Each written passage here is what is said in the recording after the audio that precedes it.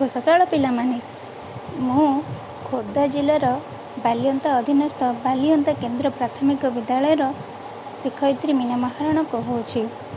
आज चतुर्थ श्रेणी समस्त छात्र छात्री मानक स्वागत जनाऊँगी। पिलामाने आज आम चतुर्थ श्रेणी आमे और आम परिवेश बहिर पाठटी को ऑनलाइन माध्यम पढ़ा। आज आम अष्टम पाठ आम खाद्य विषय जानिबा। आमे बंचिबा पाई विभिन्न प्रकार खाद्य खाई थाउ। खाद्य रे थिबा आवश्यक उपादान को खाद्य सार व पोषक कहा जाए। आस एही भिन्न भिन्न खाद्य सार विषय जानिबा। खाद्य सार गुड़िक साधारणतः 6 भाग में विभक्त करा जायछि।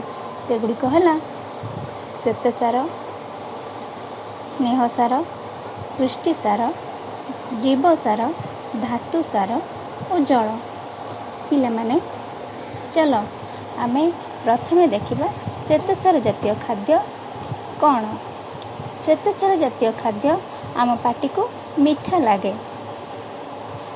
सेगुड़िक हला भात, रुटी, आलू, चूड़ा, मुढ़ी, मक्का, गाजर, कंदमूल और कदली आदि खाद्य रे अधिक परिमाण में श्वेत सार थाए। ए श्वेत सार जातीय खाद्य आमको शरीर गठन में साहाय्य करिथाए।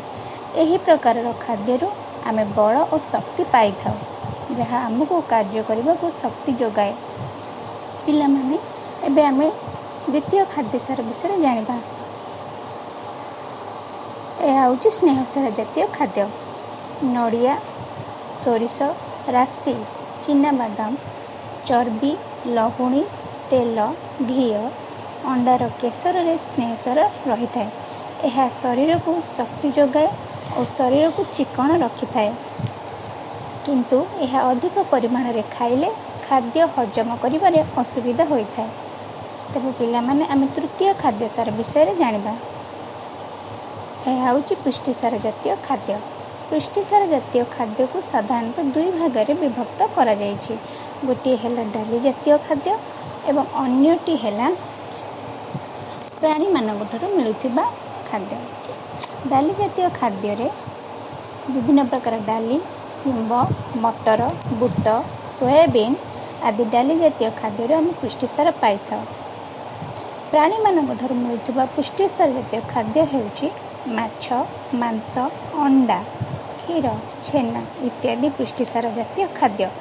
शरीर विभिन्न कार्य रे यह साहाय्य करिथाए। स्नायु, चर्म, चुटी और नख गठन करिथाए। शरीर क्षय पूरण करिबारे साहाय्य करिथाए। तेबे आमे एही 3टी खाद्य सार विषय आज जानिबाकू पाइलु। तेबे पिला माने अन्य 3टी आमे परवर्ती पीरियड रे पढ़िबा।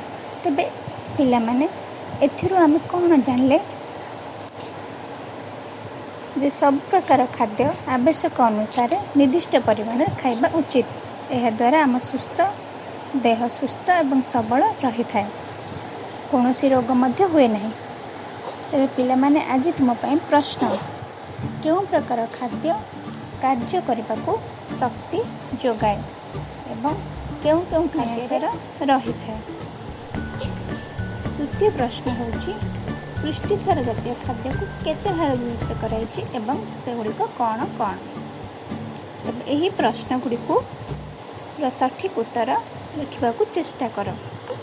तेबे आज तो समय है, तो पिला माने आज पाई एतिकी। समस्त को धन्यवाद।